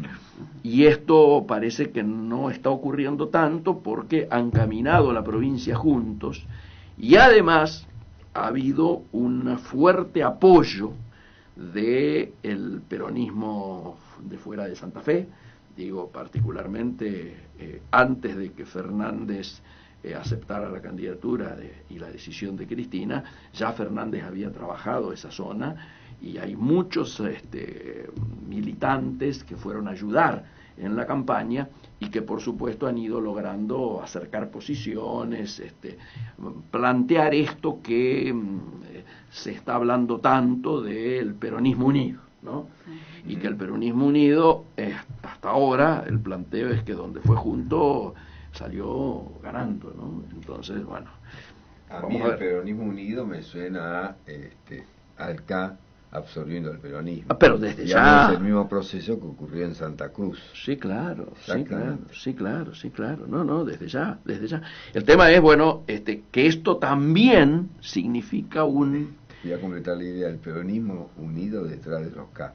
Sí, sin duda. Por eso es que inclusive algunos están diciendo de que el nuevo cuadro que se está montando es, ahora que volvía Schiaretti, se está volviendo a plantear la posibilidad de que una liga de gobernadores aparezca como contraparte, ¿no es cierto?, y contrabalanceo al tema de Cristina. Lo que ocurre es que cada vez que hay un desafío a la autoridad de Cristina, en términos electorales, en general se termina no muy bien. El ejemplo más, diríamos, fuerte fue el último, el de Mendoza. Se juntan las seis intendencias más importantes que tiene el justicialismo, elige a uno de esos candidatos y todo el mundo daba por sentado que eso ganaba. Hay una senadora muy joven de la Cámpora que dice: yo voy a enfrentar eso. Su único argumento fue empapelar la provincia con la cara de ella junto a la de Cristina en la misma foto, Cristina abrazándola, una cosa así. Y bueno, ganó tranquila. Terminó generando una sorpresa para todos los observadores. No hubo un encuestador que la pegó, y mucho menos un analista político, porque obviamente el poder histórico del peronismo lo tenían estas estructuras en base a lo municipal. Bueno, fue muy fuerte. Esto hace que mucha gente que piensa diferenciarse o que no le gustaría parecer tan pegado o lo que sea, utilice lo de Fernández para decir: no, Fernández no es Cámpora. No es Cámpora el gobierno, Fernández va a mandar, etcétera y demás. Pero bueno, ¿cuánto le puede durar? Y sí, claro. Hay un poder formal y un poder real. Sin duda. Y todas las veces que se ha enfrentado el poder formal con el poder real, vos sabés que en general no son pacíficos los enfrentamientos allí. Pero bueno, lo concreto es que para el fin de semana entonces es muy importante todas las elecciones que hay. Y me estoy acordando de Carlos Raimundo Robert, que en broma dice que Cristina está contenta porque logró la presidencia y la vicepresidencia. Sí. Bueno, de hecho las fórmulas, todo el mundo, los que están en ingeniería o en economía, hablan Fernández al cuadrado. O sea, Fernández por Fernández. Pero ¿no? Los que van a votar por ella, no por Pero Fernández. desde ya, bueno, ya acaban de aparecer las primeras mediciones. Sí. Y las primeras mediciones dan que hay un agregado de 1 punto o 2 puntos, nada más, que están vinculados a, más que nada, la gente que logró acercar Fernández, no a Fernández en sí, sino que el hecho de que ha acercado mucha gente, mucha estructura, muchos gobernadores que tenían decidido no jugar ahí, y que ahora, bueno, vimos el espectáculo este fin de semana de los dos candidatos peronistas en Tucumán peleándose por ver quién era más amigo de Cristina. Es tremendo, ¿cierto? O tenemos situaciones tan difíciles como la de Chubut, donde el kirchnerismo es derrotado por un grupo que plantea antigrieta, que se referenciaba en Massa, va más allá, pero resulta que ahora Massa va a estar también del otro lado. O sea que los que se pelearon seguramente van a tener que ir juntos. Ahora, si las sumas fueran algebraicas, en Chubut van a sacar el 70%. Claro. Es tremendo. Claro. Esto es lo dificultoso, ¿no es cierto? Guti decía, bueno, está todo así, pero en el peronismo el poder disciplina. Absolutamente. Ellos huelen la posibilidad de poder, claro, del poder disciplina. Sin duda. Y además, vos hablás ya con ellos y trasuntan que ya están en el gobierno. O sea, no admiten la menor probabilidad de perder. Dicen: ojo, sí, vamos a estar atentos, hay que estar alerta. Zaffaroni está proponiendo ya avances, un cambio brutal en todo. Un poco menos que la ruptura de la República. Sí. Es una circunstancia. Pero igualmente no resisten en ningún archivo, ni Alberto ni Massa, porque es vergonzoso. Sí, porque lo que han dicho en contra de Cristina y ahora... Pero sabes, te cuento el argumento. ¿Cómo te lo defienden eso? No sé, hay forma de defender eso. Sí, hay forma, te la están usando ellos. ¿Ven? Pese a todo lo que nos dijimos, bueno. ahora logramos ponernos de acuerdo. Claro. ¿Por qué? Porque estamos planteando superar la grieta, entonces somos todos buenos, nos ponemos en algo no creíble, pero que utilizan la dialéctica para decir, ven qué flexible. El acto de ella, de ponerlo a él, es leído como un acto de grandeza. Sí, claro, cedió su espacio. Lo que sí es importante, y hay que reconocerlo, es que dejó a todo el sector político sin reacción. Había una frase, que creo que la dijo Freddy, que cuando le preguntan, él dice, sí, evidentemente es una jugada muy audaz. Ahora, una jugada muy audaz reclama como respuesta otra jugada audaz, claro. Y no hay no aparece, claro. Al contrario, diría al contrario.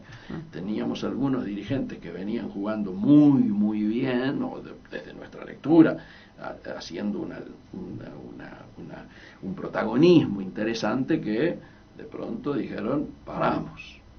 Y bueno, y esto nos sacude un poco a todos, ¿no? Claro.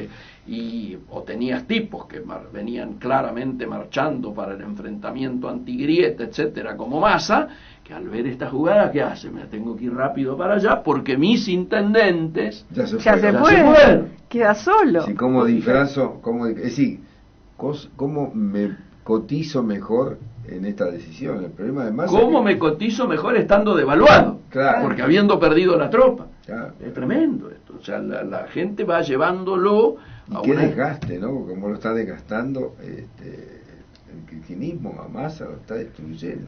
Está destruyendo, sí. Te insisto, algunos hacen la lectura de que no le quedaba otro camino, y otros de que está negociando bien y posiblemente encabece la lista de diputados de la provincia de Buenos Aires con la promesa de ser presidente de la Cámara de Diputados. Vos sabés que ese no es un tema menor, porque estás en la línea sucesoria. Y ahí empieza de vuelta el tema. Claro. ¿Quién es el que tiene el poder real? Sí. ¿Él o Máximo? Bueno. Veremos de nuevo eso. Máximo iría tercero. Iría primero Massa, segundo una mujer, por el tema de cupo, que hay distintos rumores sobre quién podría ser, y tercero Máximo. Bueno, ya nos hemos en una situación de inmersión, ustedes que hace tan poco que han vuelto, sin embargo, tienen que ya estar metidos en esto, porque evidentemente esto está como...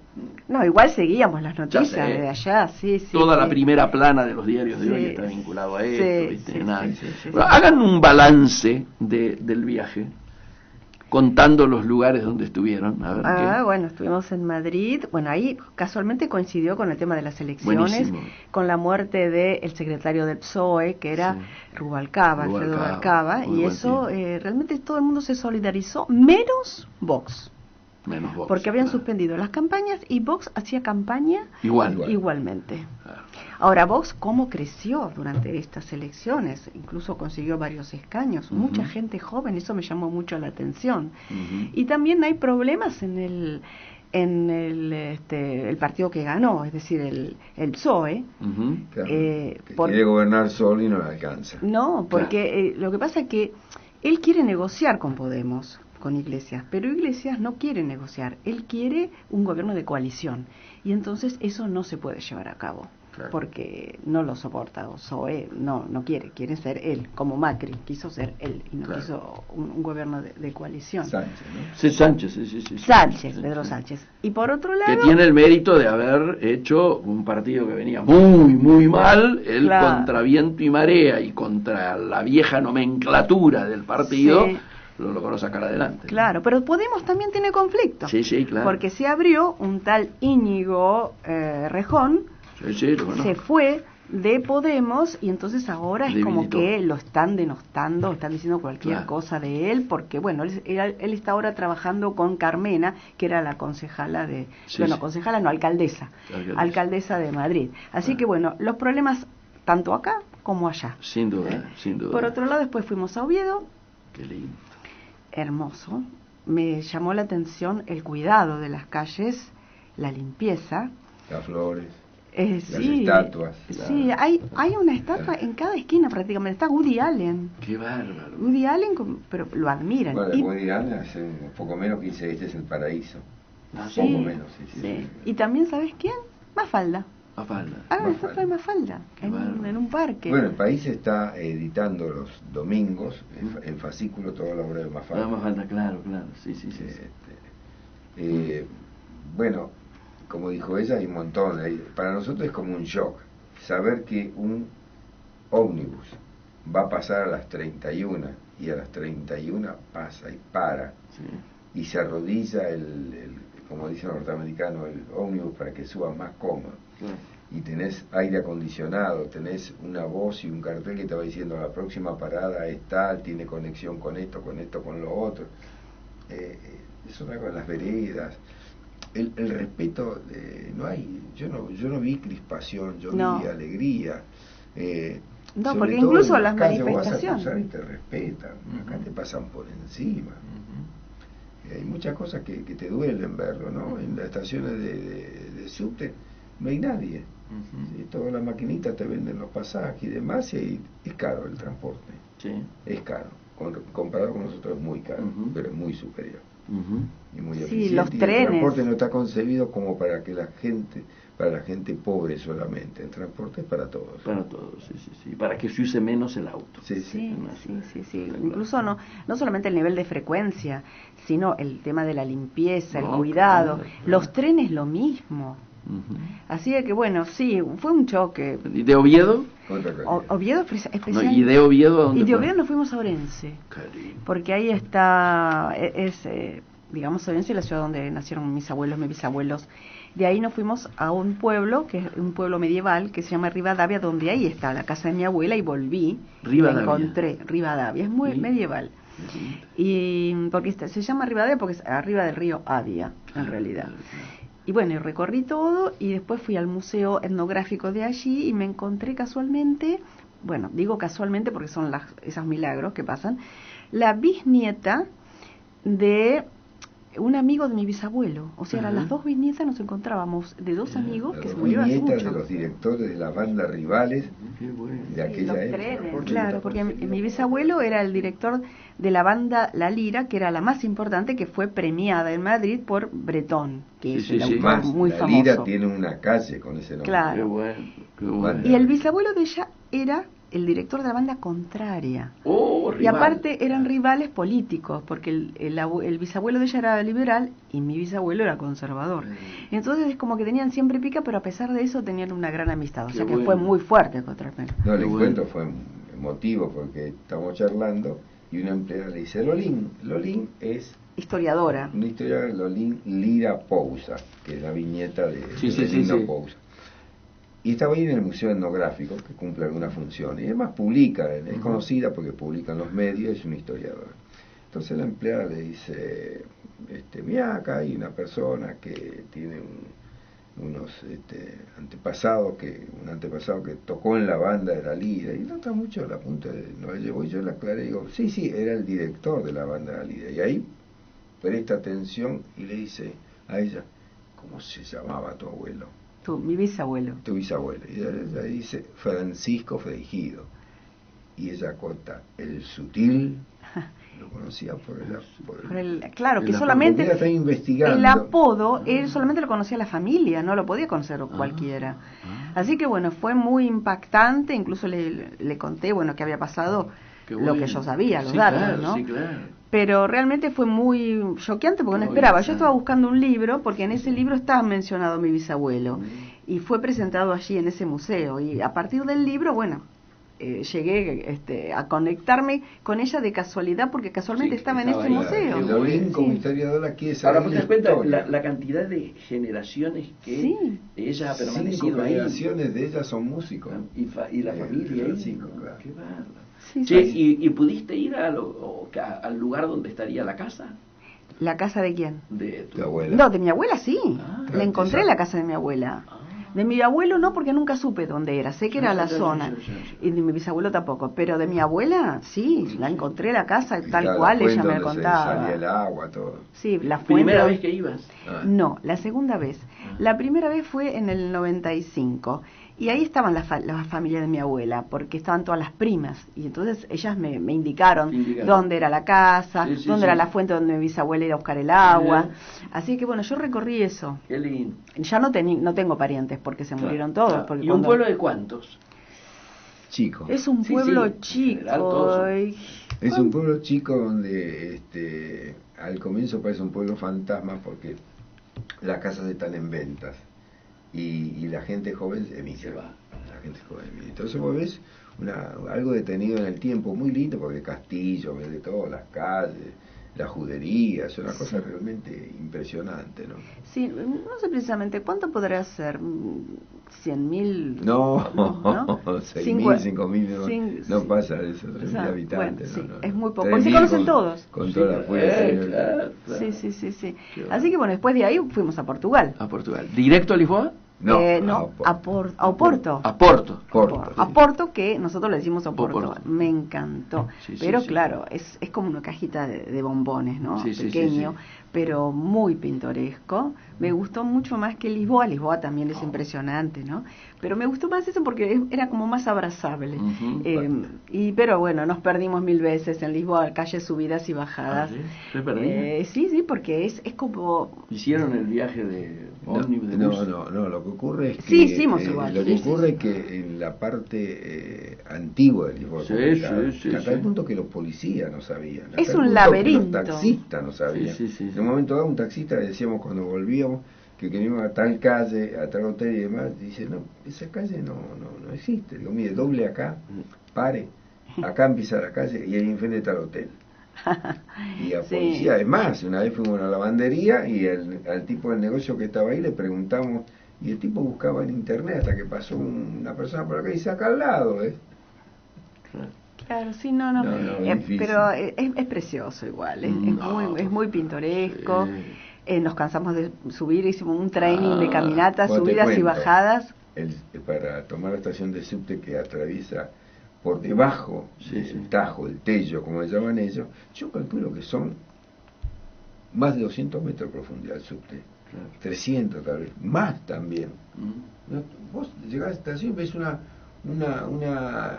escalera mecánica y no ves el final, ¿sí dónde para? Y cuando llegás decís, no, hay otra. Y vos, bueno, ves la otra que también, y agarrás, son como 3 o 4 escaleras mecánicas. Poder pasar abajo del río. Sí, son dobles. Bueno, una hora terrible. Y la gente muy cálida. Sí, muy amorosa. Ahora turismo han hecho... Yo te digo que el inglés es la segunda lengua, ¿eh? Yo te digo que en portugués no le entendía casi nada y nos hablaban en inglés y le entendía. Es decir, el portuñol hablan, pero se resisten un poco a hablar el español. Sí, claro, el inglés no, el inglés lo hablan perfectamente todos y te comunicas por eso. Te cuento algunos datitos de Portugal. 23 millones de personas al año para Portugal. Que tiene una población de 10 millones de habitantes. Claro, el turismo es más que todos los habitantes. Top. Eso en 5 años aumentó el 50%. Tremendo. Hay un tipo muy conocido que en la Argentina, que es Andrés Malamud, politólogo, profesor argentino de la Universidad de los Uruguay, dice, es un paraíso, pero es frágil. Es frágil, y aclara por qué y demás. Pero, qué sé yo, el crecimiento del PBI, el desempleo, vienen de un ajuste brutal. Ajuste brutal antes de esta ellos hablan de 2 años, pero fue más. Sí, fueron 2 años, pero fue más. No es el milagro así, es sencillo, no hay... Hay dos diferencias, diríamos, con lo que se vende acá. Una, muchos ocultan el ajuste, y otra ocultan que están con el euro. Claro. Fíjate, yo hablé de un capítulo de la paz sindical. Costa, que es el premier, es un gobierno muy particular porque es un presidencialista unitario, y tiene una sola cámara. Decidió regresar al viejo régimen de 35 horas de trabajo semanal en la función pública y tomar 20.000 empleados en los sectores de tensión, educación, salud, justicia, ¿no? Pero la educación, salud, justicia, no otra cosa. Voy a decir que bueno, pero ¿qué? Esta medida si lo comparás con lo que hicieron anteriormente el gobierno anterior, a veces había mandado una purga de 110.000 supresiones de puestos de trabajo. Generalizado, rápido. Pero fíjate que de 675.000 personas quedaron 150.000 menos, 110.000 menos. Ahora, eso lo absorbió, después del tiempo, lo ha absorbido la actividad privada. Claro, sobre todo el turismo. Sobre todo el turismo. Sobre todo el turismo. Servicio. Turismo y exportación. Pero es un fenómeno muy interesante, en algún momento si querés lo desarrollamos. No, acá yo se está mirando. Yo tomé apunte de todo esto, hay mucho mito, dice, no, viste que no hay que ajustar nada, hay que distribuirse. Ellos ajustaron eso distribuyeron mucho en los más necesitados, en los más necesitados, más protegidos. Y en este momento nosotros estamos en la Argentina, veo, vendiendo autos con un subsidio importante para mover, y allá también hay subsidios, pero para los autos eléctricos. Claro, porque están en el cambio tecnológico. Sí, están en el cambio tecnológico. Pero los ves, subsidiamos los autos, pero si es eléctrico. Claro. Y el La parque mayoría. automotor crece. Te digo, por ejemplo, en Madrid, el parque de taxi, son unos modelos estupendos. Sí. Los Toyota eléctricos, los híbridos, por todos lados. Pues, No, y es impresionante ver los autos parados cargando. Silencioso, digo, de un nivel superior. magnífico. Sí. Por eso es que muchos dicen acá, muchachos, apurémonos con lo de Vaca Muerta, porque va a después llegar un momento que es tarde y no va a cotizar como... Y las tecnologías van directo a la anulación de los fósiles, ¿no? De los subsidiamos, pero tiene que ser eléctrico. Y ya, por ejemplo, en Madrid ya empiezan a vender los autos de nafta más baratos. Claro. Porque se sabe que van a tener una vida útil relativamente corta. Después nos fuimos a Faro. Y bueno, y hay algo que también fue determinante para Héctor, porque conoció el pueblo de su madre. Que no lo conocía. No. ¿Qué lugar exacto? Estoy se llama. Estoy. Yo después te voy a mostrar fotografías. Nosotros estuvimos en la casa Estoy, que es de 1900, es 7 dormitorios nada más, y está como con los muebles de la época para usarlos. La pasamos muy bien, porque fíjate, porque tiene hasta un bar honesto, le llaman. Bueno, al bar y no hay nadie. Es mágico ese lugar, porque vos querés hablar con la persona y es muy fácil. Si me buscan a mí, dice la encargada, Catarina, abren la puerta, tocan el timbre y yo aparezco. Y es verdad, vos salís, tocas el timbre, aparece. Si no la ves. O tocas la campanista. O tocas la campanista, si no la ves. Y tiene hidratación, tiene todo. Y billar, qué sé yo. Y el bar, que está con todas las bebidas, excelente calidad, tiene una planillita, no la atiende nadie. Vos te servís y te notás, es un bar honesto. Tomé tal cosa. Y tiene un palacio, hay un palacio. El palacio Estoy, que te morís si lo ves. ¿Por dónde queda Estoy? Al sur de Faro. Al sur de Faro. Unos 20 minutos de auto. Bien. Pero el palacio con los parques... ¿Y qué tamaño tiene? No, es más chico que Rivadavia. Más chico que Rivadavia. 2.000 personas. Sí. Porque ahí vimos parroquianos y ahí descubrí que él es un portugués nato, mira. Sí. Tiene una personalidad tal cual. O sea, el Zavala. Pero el Zavala es vasco. Por eso es vasco. Costa. O sea, Zavala Costa. El Costa es de allí. Y tal cual, tiene una personalidad igual a los parroquianos. ¿Sí? Era descubrir la forma de ser él en los demás. La forma, hablamos. O sea, hubieras podido traer un modelo más joven. Sí, pero te digo que no hay, porque la mayoría emigra. Claro, sí, ese es un toda problema gente grande. Igual que grande, tranquila, donde el tiempo transcurre más lentamente. Sí, claro. Pero otra calidad de gente vida. grande y niños. Gente grande y los niños, jóvenes se van. Absolutamente, y muchos jubilados. Pensionados. Sí, muchos pensionados. Y de ahí nos volvimos a Lisboa y después agarramos un tour que hicimos Córdoba, Sevilla. Estuvimos en Cáceres. Cáceres, que también es medieval. Muy bueno, se filman las películas de época, todo, los castillos, todas esas cosas se filman ahí. Después Córdoba, Sevilla Granada. Y Granada. Y otra vez Madrid. Y volvimos a Madrid. Un pedazo de vida. Sí, hicimos como una enfocamos con alguna fecha como la fiesta de San Isidro. Las chulapas y los chulapos bailando por la calle, los gigantes y cabezudos. Estuvimos 2 veces al lado de la alcaldesa. Un viaje En Córdoba estaba la Feria de Córdoba, todas vestidas de gitanas. Foto de ella con las andaluzas ahí. Sí, no, Muy la verdad, bien. fui a la casa de Federico García Lorca, ¿cómo no ir? Oh. ¿Cómo no conocer la mezquita en Córdoba? ¿Cómo no conocer la Alhambra? ¿verdad? Seguro. Así que... También fuimos a Sevilla y tuvimos la casa de Machado, ¿no? No, Héctor, en Segovia. En Segovia. En Segovia estuvimos Qué en la lindo. casa de Machado. Segovia. Sí, sí, el acueducto, impresionante. Bueno, el acueducto también estaba en Ronda. Pero, ¿eso que hicieron? ¿Todo en auto? No, en bus. No, en bus o en tren. ¿Hicieron bus o tren? Bus o tren. Sí, en Ronda, fuimos a Ronda también. Ronda, muy bien. Pueblo Blanco y también de un acueducto, no digo que vimos el origen de importantísimo. Carmen, que no se llamaba Sí, Carmen, sí. que era Isabel, que es la Carmen de Bizet. Claro. La de Marimé, también lo vimos, pero ya en... No, la Carmen de Marimé surgió en Ronda, porque Marimé fue de vacaciones a Ronda, se enamoró del lugar y ahí surgió la idea de escribir la ópera. Sí, sí, sí. No, Como la novela, modelo, perdón, la novela. Pero está inspirada... Isabel. Claro, hay un problema, perdón, esta es una historia real, Sí, pero sí, a la sí. Isabel se llamaba, no Carmen. Claro. Y él le pone el nombre de Carmen. Y sobre la novela de Marimé, Bizet escribe su ópera y luego aparece un ballet también inspirado en la ópera, pero no lo ubica en Ronda. Claro. Él lo ubica en Sevilla. En Sevilla, en el barrio... En el patio de los Naranjos, en la zona, en toda esa zona de la Triana. Buenísimo, muy bien. Así que, bueno, eso es, lo hemos pasado muy bien. Un viaje bárbaro. Sí. Hacemos que ya estamos en 10 Sí, minutos. sí, ¿te sí, parece? le decimos a Aníbal. Aníbal si me puede introducir el tema de hoy. Un tema como para estimularnos para la etapa que Sin nos duda, viene, ¿no? sin Política, duda. pero no. En realidad lo busqué porque es el tema que en 2003 cantó Diego Torres al Papa Juan Pablo II durante un encuentro de la juventud que se realizó Así en es, Madrid. O así sea es. que, De bueno, acuerdo. hablamos de Madrid, esto se Ahí realizó está. en Madrid en el año 2003. ¿Y por qué lo elegí? Bueno, porque en verdad quería hablar del Papa Juan Pablo II porque hoy se cumplen 37 años de su llegada a la Argentina, que llegó en el marco de la Guerra de las Malvinas, Así de es. verdad, ¿no? Después llegó, hizo una segunda visita durante la época del presidente Alfonsín en 1987, pero esa fue la primera vez.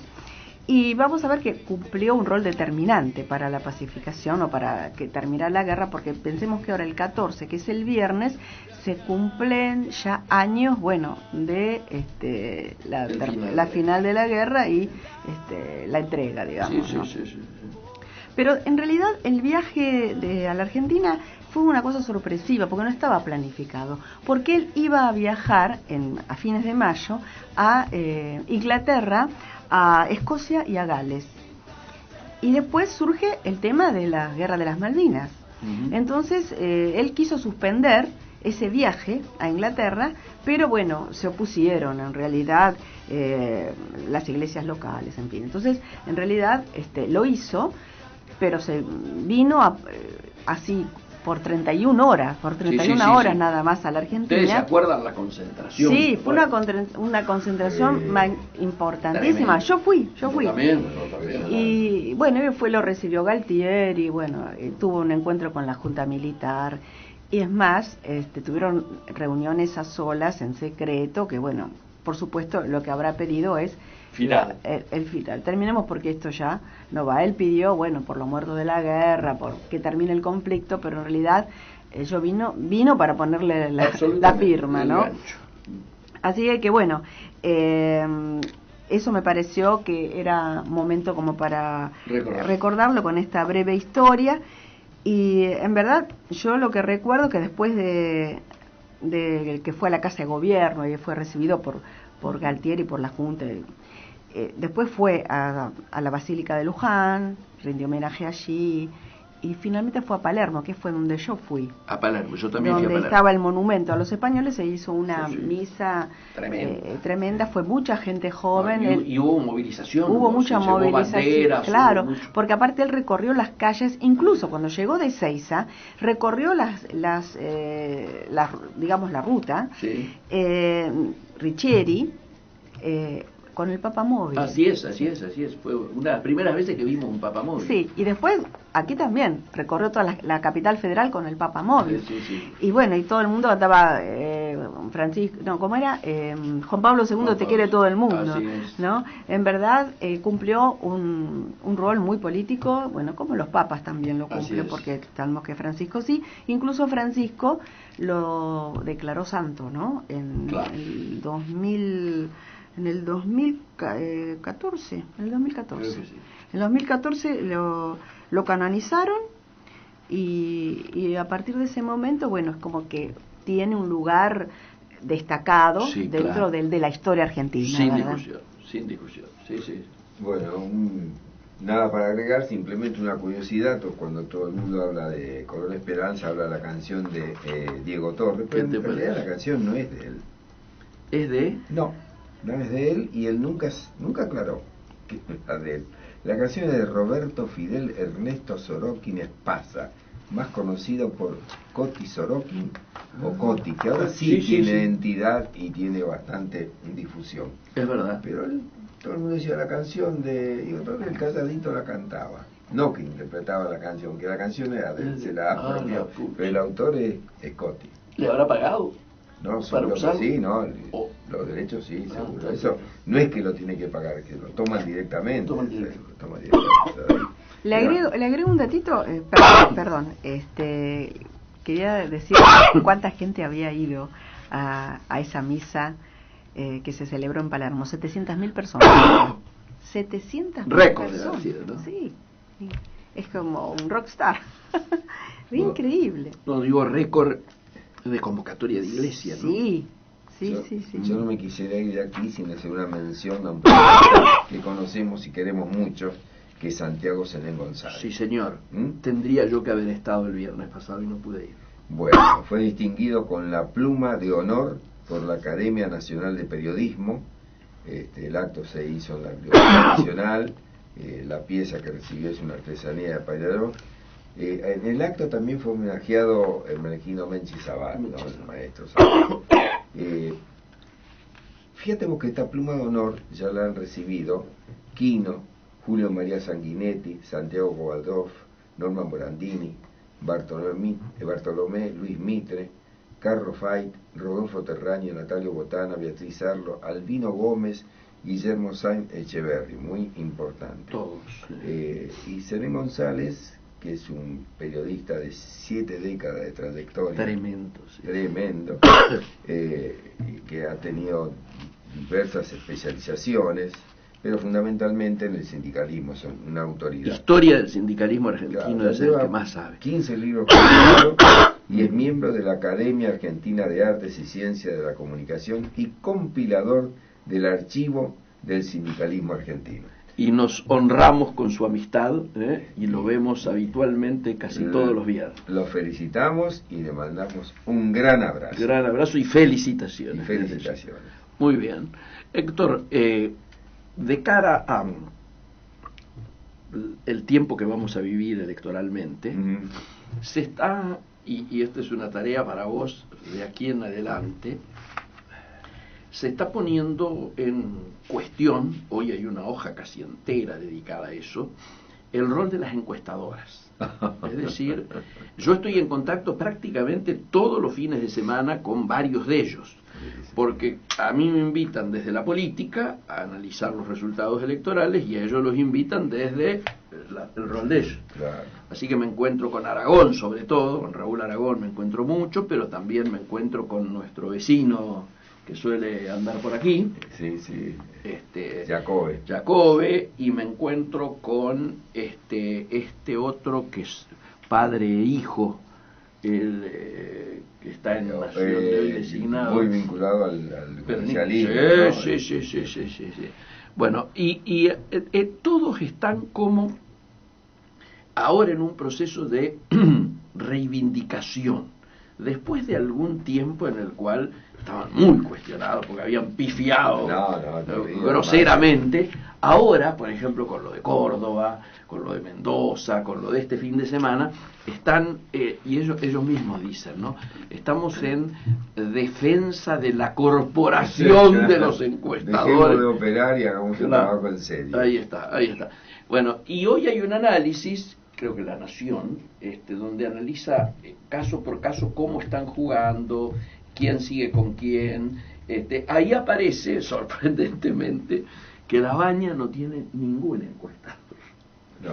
Lo cual no sé si es bueno o es malo a esta altura, ¿no? Porque por un lado demuestra, me parece, alguna debilidad, pero por otro lado también a lo mejor el sentido de decir, como todos usan las encuestas como herramienta política, es una herramienta política, ¿no?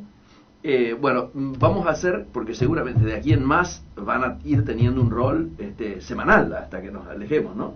Entonces va a haber que ir viendo cómo monitoreamos eso, ¿no? Bueno, ahora se habla del voto espanto. Sí, ¿no? Sí. ¿Por qué eso? Este es un trabajo que hizo un sondeo nacional que hizo Sinopsis, ¿sí? y arrancaron con una preguntita muy simple. Nada más y nada menos, dice: ¿quién no quisiera que gane? Absolutamente. Hemos dicho acá un montón de veces que no va a ganar el que tiene más adhesión, sino el que tiene menos rechazo. Quiero recordarlo que hace tiempo lo venimos diciendo. La cosa parece que va por así. Y en este momento la cosa está bastante pareja. Bastante pareja. Sinopsis, ¿no? Así es. Fíjate vos que el presidente y la expresidente sacaron lo mismo, 46,5% de rechazo. Sí, sí. En la votación, ¿no? Porque en realidad tienen muy fuerte rechazo los dos. Sí. Y esta es una encuesta que está dando vuelta y que se tiene que tener en cuenta. Y la cosa pasa por ahí, a ver quién se equivoca menos. Bueno, lo que ocurre es que hubo una frase, creo que ustedes estaban afuera, de Durán Barba, que hizo mucho ruido, que dijo que entre la defraudación y el miedo, la gente iba a terminar eligiendo la defraudación. Esto para ayudar a un tipo al que le paga Macri, diciendo Macri defraudó. Macri, lo que tenía que decir, apenas ganó elecciones, Macri tenía que haber dicho: mira, más que ganar yo, perdió Cristina. Bueno, ahora recién... La segunda cosa, tenía que haber dicho: Jaime, muchas gracias por el servicio prestado. En tiempos de gobierno es otro, claro. y a Marcos Peña dice: mira, vamos a hacer política. Sin duda. Y no hacer lo que hicieron, que la tercera semana de gobierno, ya en enero del 16, van y le dicen a Pratgay: eso de que hablamos del gran acuerdo nacional... Olvídalo. No va. Ganamos a gobernar. Es una demostración de debilidad, decía. Señores, 16 horas. Bueno. Exactamente, estamos terminando Comercio Exterior Siglo XXI, y obviamente nos volveremos a reencontrar acá, siempre por AM1010, el próximo martes. Hasta entonces.